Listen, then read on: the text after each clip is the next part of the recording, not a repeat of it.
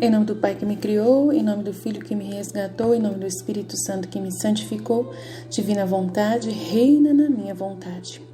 Ó minha mãe, eu te amo e tu me amas, dá-me um gole e dá vontade divina minha alma, neste ato que vou fazer. E abençoa, Mãe, para que todas as minhas ações sejam feitas diante de vossos olhos maternais, em nome do Pai, do Filho e do Espírito Santo. Amém. Livro Coroa da Santidade, de Daniel O'Connor, teólogo e filósofo americano, que fala sobre uma introdução nesse livro aos conteúdos das revelações da serva de Deus, Luísa Picarreta, dadas por Jesus. Estamos na página 290, agora a gente vai entrar em outra sessão, é prestar atenção às duras palavras de Jesus para a igreja. Talvez uma razão pela qual as revelações de Luísa não tenham sido aprovadas anteriormente possa ser também encontrada na força com que Jesus repreende alguns padres, bem como em alguns aspectos da igreja institucional e no fracasso generalizado dos católicos. Se essas repreensões pareciam fortes demais, pelo menos para aqueles que apenas viam aparências externas nos dias de Luísa, agora podem ser vistas não apenas como corretas, mas também como proféticas. Neste capítulo, consideraremos algumas das duras palavras de Jesus e lançaremos luz sobre o triste estado da igreja hoje, para enfatizar ainda mais a natureza exata e profética de suas palavras para Luísa. Primeiro, consideramos como Jesus lamenta Luísa que muitas vezes até bons sacerdotes não estão dispostos a correr qualquer risco pelo bem que sabem que é bom, mas em vez disso realizam seus ministérios como covardes com caudas entre as pernas, com rabo entre as pernas, que ele quer dizer. Em uma entrada, em um dos trechos, Luísa escreve: parecia que não eram apenas os seculares que estavam se afastando do padre, os leigos e tal, mas também os sacerdotes, e estes davam mais tristeza ao Santo Padre, o Papa. Quão lamentável foi ver o Papa nesta posição. Depois disso, vi Jesus que ecoou os lamentos do Santo Padre e acrescentei. Então, é uma visão que a Luísa viu desse tempo agora, do Papa nesse tempo agora. Ela está falando claramente do Papa Francisco, tá? Do Papa Bento XVI, do Papa Francisco nessa época agora. Poucos são os que permaneceram fiéis, e esses poucos vivem como raposas retirados de suas covas. Eles têm medo de se expor, a fim de afastar seus filhos da boca dos lobos. Eles falam, propõem, mas esses são todas as palavras lançadas ao vento. Elas nunca chegam a ações. Tendo dito isto, ele desapareceu. Jesus desapareceu. E Jesus também fala: no religioso, no clero, naqueles que se chamam católicos, minha vontade não apenas agoniza, mas é mantida em estado de letargia, como se não tivesse vida. Ó, quão difícil é isso! De fato, na agonia, pelo menos, eu me contorço. Tenho uma saída, faço-me ouvir como existindo neles, ainda que angustiante, mas no estado de letargia, a total imobilidade, e ao estado contínuo de morte. E assim, apenas as aparências, as roupas da vida religiosa podem ser vistas, porque mantém minha vontade em letargia. E porque a mantém em letargia, seu interior é sonolento, como se a luz, o bem, não lhes fosse nunca dado. E se eles fazem algo externamente, é vazio da vida divina e se transforma na fumaça da vanglória, da autoestima, de agradar outras pessoas, e eu, e minha suprema volição, enquanto estamos dentro, saímos de suas obras. Uma das coisas que mais desagrada a Nosso Senhor é essa letargia, ou seja, a mornidão, a fadiga voluntária, a frieza, a falsidade, que Jesus fala muito da falsidade, a sonolência espiritual, da tibieza, etc. E Jesus não lamenta o que não é uma escolha, portanto, é claro que a letargia é frequentemente uma escolha. Sabemos que isso é verdade por causa de quantos padres antigos, cheios de doenças físicas e outras cruzes, no entanto, abordam seu ministério com todo o amor e entusiasmo que a possibilidade física permite. Enquanto vemos muitos padres muito mais jovens, mesmo aqueles que estão no auge de seu ministério, que embora suas obrigações lhes pareçam enormes, na verdade têm encargos relativamente leves e, no entanto, estão sempre cansados e procurando uma pausa. Oh, quantas pausas eles conseguem encontrar! Uma polegada de neve caiu no chão, a missa diária é cancelada. Olha, uma polegada de neve caiu no chão e a missa diária é cancelada, apesar de todo empresário da cidade ter zelo suficiente para realizar seus próprios esforços para perceber que isso não é motivo para interromper as suas operações comuns da sua empresa. e é um feriado nacional, a missa é cancelada. Nossa, feriado? A missa cancelada? Uau! Alguma coisa é recomendada, mesmo que fortemente pela igreja, mas não é estritamente exigida? Isso é ignorado. As homilias da missa diária são negligenciadas. Qualquer oração opcional é omitida. Nunca são realizadas devoções antes ou depois da missa com rosários, textos, adorações, né? Eles nem permitem isso. Bênçãos, etc. Nossa, a gente vai conversar com os padres e eles colocam obstáculo para tudo, para tudo. Há pouco, se houver chegando à confissão, as horas já patéticas oferecidas são reduzidas ainda mais. Eles colocam outro padre que é para atender confissão e eles mesmos, o pároco, dificilmente atende confissão. O Papa Francisco, em seu magistério, condenou veementemente a letargia dos fiéis em geral, particularmente aqueles que pensam que estão prontos porque pensam que estão em estado de graça. O Papa Francisco ensina: o caminho da santidade é uma fonte de paz e alegria, dada a nós pelo Espírito. Ao mesmo tempo exige que mantenhamos nossas lâmpadas acesas, conforme Lucas 12:35, e abstenhamos de toda forma de maldade, conforme 1 Tessalonicenses 5:22. Fique acordado, conforme Mateus 24:42, Marcos 13:35. Não adormeçamos, 1 Tessalonicenses 5:6. Aqueles que pensam que não cometem pecados graves contra a lei de Deus podem cair em um estado de letargia monótona. Como não vem nada sério para se reprovar, eles não percebem que sua vida espiritual gradualmente se tornou morna. Eles acabam enfraquecidos e corrompidos.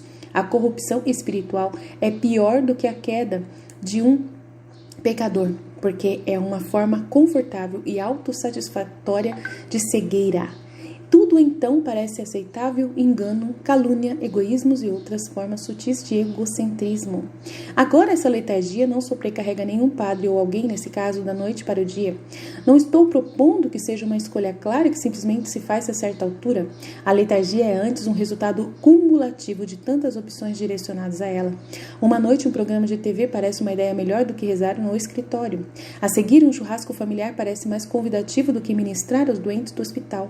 Ainda mais, adiar o alarme soa como uma ideia melhor do que acordar cedo o suficiente para revisar as leituras da missa e preparar uma breve homilia.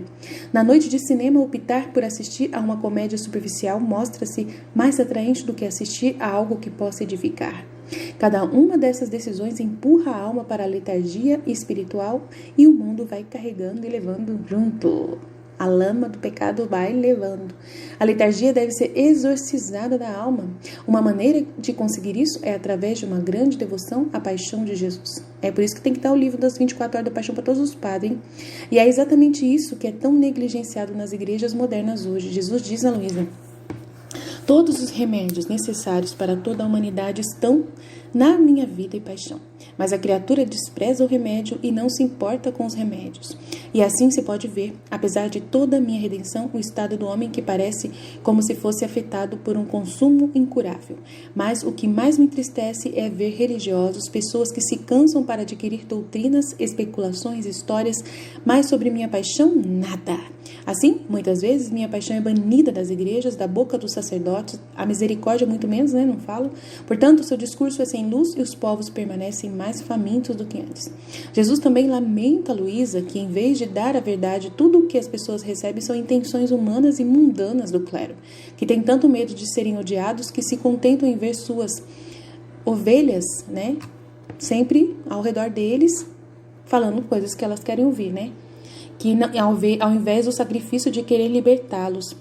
Policiais e enfermeiros de emergência também precisam de folgas, mas, diferentemente de muitos padres cujo trabalho também é mais importante, eles percebem a importância de seus empregos e, portanto, não decidem arbitrariamente que todos precisam dos mesmos dias de folga, o que jogaria a sociedade em perigo.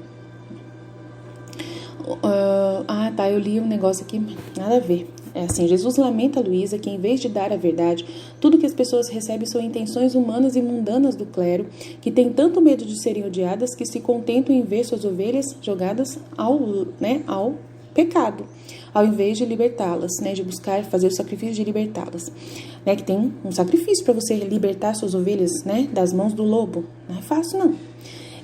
Aí ele fala: minha filha, nesses tempos tristes, como é difícil encontrar alguém que manifeste essa verdade nua, mesmo entre os padres, religiosos e devotos. O falar e o funcionamento sempre nutrem algo humano de interesse ou outras coisas administrativas, e a verdade se manifesta como se estivesse coberta ou velada. Assim, a pessoa que recebe não é tocada pela verdade nua, mas pelo interesse ou por outro propósito humano no qual a verdade foi envolvida, e ela não recebe a graça e a influência que a verdade contém. É por isso que tantos sacramentos, tantas confissões são desperdiçados, profanados e sem frutos, mesmo que eu não me abstenha a lhes dar luz, mas eles não me ouvem, porque pensam que se o fizessem perderiam o seu prestígio, o seu bem-estar, porque querem falar aquilo que o povo gosta de ouvir. Sua natureza não encontraria mais satisfação e iria contra seus próprios interesses. Mas como eles se enganam, de fato, quem deixa tudo por amor à verdade superabunda em tudo mais profusamente do que outros. Portanto, tanto quanto você puder, não deixe de manifestar essa verdade nua e simples. Ela é entendida sempre obedecendo à obediência de quem a dirige. Mas quando a oportunidade surgir, manifeste a verdade. Antes de apresentar mais das duras palavras de Jesus para a igreja, e de fato existem muitas mais, é hora de refletir agora sobre alguns detalhes do estado predominante da igreja hoje, a fim de perceber o quão certo Jesus estava. Serei completamente honesto nesta avaliação a seguir, uma que parecerá brutal, mas é necessária para ser clara no diagnóstico da doença, caso contrário nunca será curado. Pois se essas palavras de Jesus eram difíceis para alguns católicos de engolir no início do século XX, agora deve ser a verdade pura, e como ficará claro por meio dessa análise honesta e futura. Então, eu vou deixar para amanhã, que não vai dar para fazer isso. Deixa eu começar por hoje. A história de Joey. Considere o que um católico comum hoje em dia, nós o chamaremos Joey, deve suportar de sua paróquia, para fins de ilustração. Consideraremos que essa paróquia é uma paróquia suburbana um tanto liberal, construída na década de 1970 e dirigida por um padre na casa dos seus 60 anos. Isto é sobre uma freguesia, é sobre qualquer freguesia. É claro que é duvidoso que qualquer paróquia exiba todas as falhas que serão ilustradas aqui. Se Joey vai à missa cedo para se preparar em espírito de oração como deveria, é submetido a um verdadeiro circo. A conversa estridente mais parecida com a festa de aniversário de uma criança do que um local de oração. Em preparação para a apresentação do sacrifício eterno no Calvário, muitas vezes o próprio pastor é o instigador, o próprio padre é o instigador das conversas, conversando com todo mundo que passa antes da missa, enquanto ele fica no vestíbulo ou até passeia pelos bancos. Mesmo que não seja o instigador, ele nunca disse ou fez nada para tentar mudar esse triste estado de coisas. Joey, um homem adulto, deve então suportar um hino processual que parece ter sido retirado de um programa da televisão infantil de baixo orçamento. Mais tarde, a própria glória é destruída ao ser ajustada para uma melodia igualmente absurda. Quando chega a hora da homilia, as coisas só pioram. Uma eternidade aparente é então gasta ouvindo o padre zangado, sem parar, com uma mistura incoerente que diz geralmente tudo o que se segue. Comentário sobre a primeira leitura do Antigo Testamento era mero mito e não preciso ser incomodado. Explicações paternalistas da teologia paulina na epístola como um mero mal-entendido que São Paulo tinha porque simplesmente não possuía os estudos psicológicos que temos hoje. Uma longa conversa sobre o que o Evangelho significa para mim. Na melhor das hipóteses, isso equivale a um pouco de incentivo ao pensamento positivo de poder ter mais autoestima e considerar fazer um ato aleatório de bondade de vez em quando, em vez de levar as palavras de Jesus do Evangelho a sério e pelo valor da face. Igualmente, no entanto, ele se transforma em uma mistura de lamentável confusão teológica, heresia e até blasfêmia. Tudo isso é apresentado por meio de longas histórias sobre ele e suas experiências misturadas com piadas terríveis. Depois de uma eternidade passada ouvindo essa homilia, que apesar de sua extensão não conseguiu citar um único santo, retransmitir um único ensinamento da igreja ou inspirar uma única alma à santidade ou conversão, o credo é então levado tão rapidamente para se parecer com as letras miúdas de um anúncio de rádio. As orações dos fiéis são pouco mais do que uma extensão da morna homilia. de uma natureza inteiramente humana e temporal, praticamente sem preocupação com nenhum dos assuntos pelos quais Nossa Senhora solicitou orações em suas muitas aparições. E a liturgia eucarística, o qual se esperaria que finalmente fosse tratado com algum grau de solenidade e reverência, agora é apressado como clero. Muitas das orações gloriosas da nova tradução em inglês são ignoradas e as que são ditas são novamente corridas. Pior ainda, muitas vezes as orações, como as encontradas no missal, são até alteradas ou improvisadas pelo padre. Um discurso mais lamentável do que um físico que cria sua própria constante gravitação em seus cálculos. Então, a consagração não mostra nenhum indício de fé na presença real, praticamente sem tempo gasto elevando o anfitrião ou se protegendo após a consagração. A comunhão é distribuída a todos, incluindo todos os congregantes, vivendo abertamente vidas de pecado mortal e nunca há a menor sugestão do púlpito a respeito de quem pode receber a comunhão licitamente. A menos que Joey deseje exercer seu direito, receber a comunhão na língua enquanto ajoelhado, então o pastor pode considerar negar a comunhão a alguém. No momento em que a missa ou 10 minutos de anúncios seculares termina, o circo retorna e a atmosfera da igreja não pode ser distinguida de uma cafeteria. Quem deseja orar em ação de graças pelo Deus Todo-Poderoso literal e substancialmente habitando dentro do seu próprio corpo, como de fato ele faz 15 minutos após receber a comunhão, é considerado insano ou pelo menos antissocial. Tanta coisa para a missa dominical, talvez Joey, atendendo à lei natural e divina, realmente queira orar mais de uma hora nas 668 dias da semana, horas da semana, não sei. Mas toda vez que ele tenta fazer isso em sua paróquia, talvez no intervalo do almoço, ou antes ou depois do trabalho, ele é recebido com uma porta trancada, real. A segurança dos castiçais de ouro e agradar as seguradoras a todo custo é muito importante na mente do padre do que a santificação de seu rebanho e o consolo de Jesus no Santíssimo Sacramento. Real.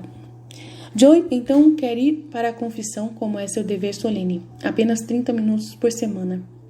Deste sacramento essencial são oferecidos se o padre chegar pontualmente, no meio do único dia da semana em que Joey precisa fazer o trabalho de casa e fazer as tarefas. Desde que ele se esforce para ser um bom católico, ele não faz essas coisas no domingo. Não tem problema fazer no domingo. Tanto probleminha. Talvez Joey queira ir à missa diária, como todos os católicos que realmente podem. Apenas uma missa das 9 é oferecida, na qual somente os aposentados podem participar devido à frequência da manhã. Se ele for capaz de fazê-lo, ele imediatamente percebe que essa missa diária, que deve ser considerado como a espinha dorsal e a base da vida de uma paróquia, pois é precisamente isso, é considerado um incômodo a ser oferecido devido às expectativas da chancelaria ou, na melhor das hipóteses, é considerado compatível com algum grupo de paróquias inconvenientes que nunca recebem muita atenção. Eventos barulhentos acontecem sem inibição em salas adjacentes e ele está sujeito a todas as luzes sendo apagadas em aproximadamente 3 segundos após a bênção final, com o sacristão andando impacientemente, ou guarda da igreja, no meu caso é guarda, para frente e para trás esperando que todos saiam da igreja. Após 30 minutos de oração, de ação de graças, Joey vê que uma criança pobre negligenciada por pais abandonados que preferem atender às necessidades do cão da família, a missa diária é dada em último lugar, sobre praticamente tudo o que a paróquia empreende.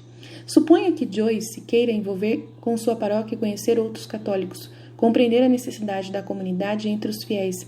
Ao fazer isso, ele percebe que praticamente todos os seus colegas paroquianos não têm a menor ideia do que a igreja ensina em qualquer coisa até remotamente controverso. Eles nunca são instruídos sobre esses assuntos a partir do púlpito. Quase todos estão atolados em um grave pecado objetivo: usar artificial contracepção, vendo pornografia, pular missa aos domingos e dias sagrados e coabitar juntos sem casamento, etc. Ter manifestamente herético, ou até mesmo blasfêmia, crenças a respeito de Jesus e Maria, a natureza da igreja, a Bíblia, misturanças com espiritismo e outras costumes, de signos e tudo mais.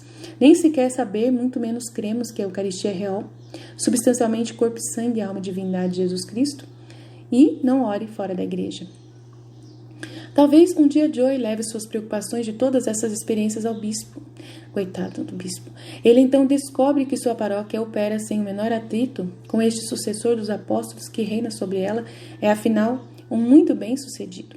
Freguesia, propaganda, finança, legal, Legalismos, especialistas em comunicação que trabalham na chancelaria podem facilmente verificar esse diagnóstico executando os números. Talvez não exista muitas vocações, mas há muitas primeiras comunhões, uma escola paroquial de sucesso, bancos relativamente cheios, dezenas de grupos e clubes, e a lista continua. O que há de se preocupar? É a única resposta que Joy recebe. Joy sai desta reunião percebendo que acabou de se reunir com um grupo de empresários e nada mais. A mesma triste conclusão que Jesus transmitiu em suas palavras a Luísa. Ah, se você visse quão poucos sacerdotes, é Jesus que fala agora. Ah, se você visse quão poucos sacerdotes estão dispostos a se separar de suas famílias também com seus corações e a lançar esse veneno de interesse, você choraria comigo. Tantos modernistas, tantos padres vazios da verdadeira piedade, tantos deles dados a prazeres, tantos à intemperança, muitos outros que olham para as almas perdidas como se fossem nada. Sem a menor amargura e todos os outros absurdos eles fazem.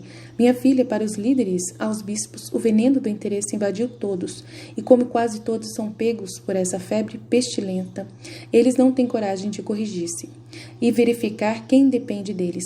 E então eu não sou entendido por aqueles que não estão despojados de tudo e de todos. Minha voz soa muito mal à audição deles, mas ainda parece um absurdo para eles. Algo que não é apropriado para a condição humana. Se falo com você, nos entendemos bem o suficiente, e se nada mais, encontro uma saída para minha tristeza, e você me amará mais, porque sabe que estou amargurada. E qual é a fonte de tudo isso? Ou seja, toda essa tragédia da história de Joy? Interesse? Padres e bispos que não realizam sua vocação de acordo com seus votos, mas sim de acordo com as oportunidades que oferecem para seu próprio interesse, conforto, prazer, popularidade, segurança, etc. Jesus disse a Luísa, a fé está quase extinta entre os povos, e se houver alguma faísca, é como se estivesse escondida sob as cinzas.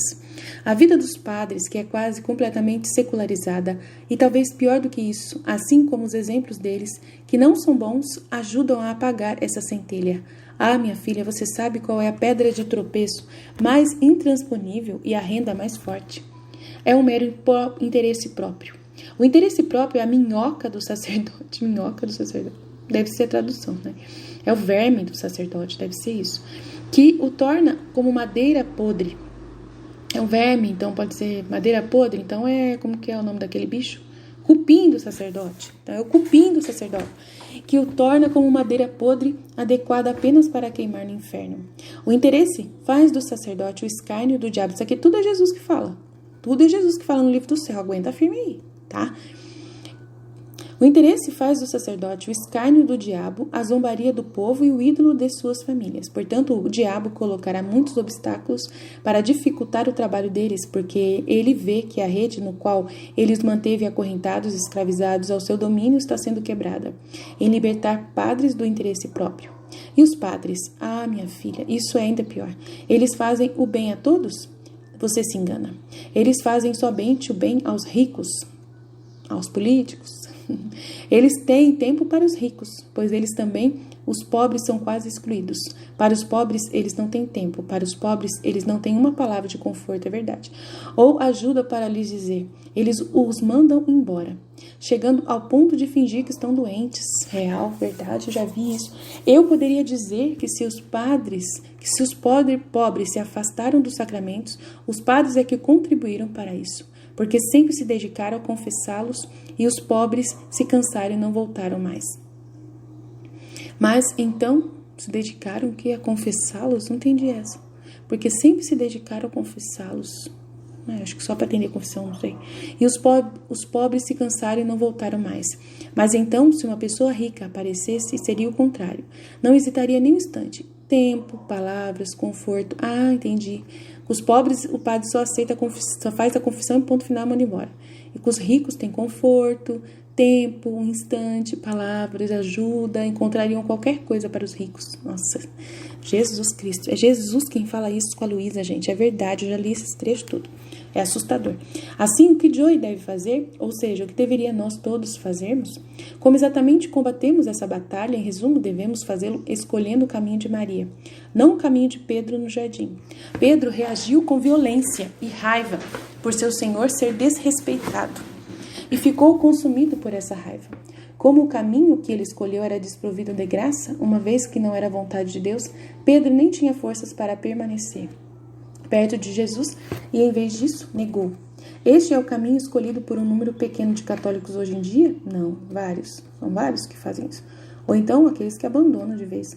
Vendo o triste estado da igreja, principalmente como a Eucaristia é tratada, tornam-se cada vez mais cáusticos em sua língua, irados em seus corações, acusadores em suas falas, prontos para espalhar fofocas, encerrados em seus círculos, sem alegria em seu comportamento, rígidos sobre o que é opcional e, em uma palavra, completamente desprovidos dos 12 frutos do Espírito Santo.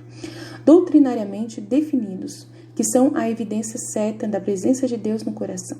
Pedro não estava lá para Jesus, não da maneira que Jesus queria. Jesus queria a oração e Pedro queria dormir. E sabemos de quem prevaleceu a vontade nesse caso. Pedro estava, no entanto, pronto e disposto a dar um jeito quando as coisas começarem a dar errado. É assim que somos? Estamos fazendo o que Jesus está claramente nos pedindo agora, isto é, o que ele está nos pedindo através das Escrituras, através do magistério, através das aparições de sua mãe, através do seu vigário, o Papa? Estamos adorando a Eucaristia e recebendo-a o mais rápido possível com amor e reverência? Realizando obras de misericórdia, saindo para as periferias, evangelizando, vivendo e espalhando a divina misericórdia, cumprindo os pedidos de Nossa Senhora em Fátima, jejuando e sacrificando-se, etc.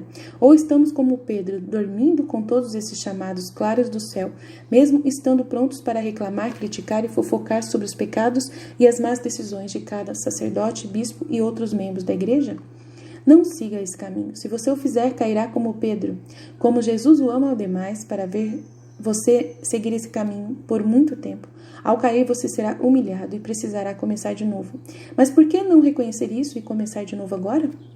Tenha ânimo e não sejamos como Pedro, mas sim como Maria ao pé da cruz, suportando não apenas a paixão do seu filho, mas também a devassidão estridente dos soldados bêbados ao seu redor. Ela não os julgou e eles não se sentiram julgados por ela, mas mesmo na terra nenhum deles esqueceu sua testemunha, pois estava estampada em suas memórias como um relâmpago iluminando uma paisagem. Da mesma forma, os apóstolos covardes, sem dúvida, não sentiram um julgamento de Maria, mesmo que sentissem vergonha de si mesmos. Covardia devido ao seu exemplo de força e confiança. Devemos, portanto, primeiro orar sinceramente e frequentemente por nossos sacerdotes, sem julgamento sobre eles, sem ficar observando eles, observando o que eles fazem, não ficar julgando o que eles estão fazendo, o que eles falam, colocar tudo na misericórdia de Deus, rezar por eles enquanto eles estão fazendo uma homilia e tudo mais. Fui forte em minhas palavras neste capítulo, mas tenha em mente que não estou falando de nenhum sacerdote em particular, apenas questões gerais que devem ser abordadas. Lembre-se de que os demônios, sabendo que sua estratégia mais letal é atacar os pastores, concentram muito mais atenção em tentá-los do que em tentar leigos. Lembre-se também de que os sacerdotes desistiram de suas vidas para trazer a você os sacramentos. Jamais devemos ser críticos ou fofoqueiros, mas perseverar como testemunhas silenciosas, fortes e humildes de amor e reverência pela Eucaristia. Lembre-se de que Maria, mãe da Eucaristia, é sempre mais nossa padroeira e intercessora nessa luta. Então não tem muito o que dizer, realmente é real tudo isso. Não vou falar mais nada, Eu só sei que a gente tem que fazer a nossa parte, Ser como Maria, como ele acabou de dizer. Se a gente for igual a Maria, vai dar tudo certo.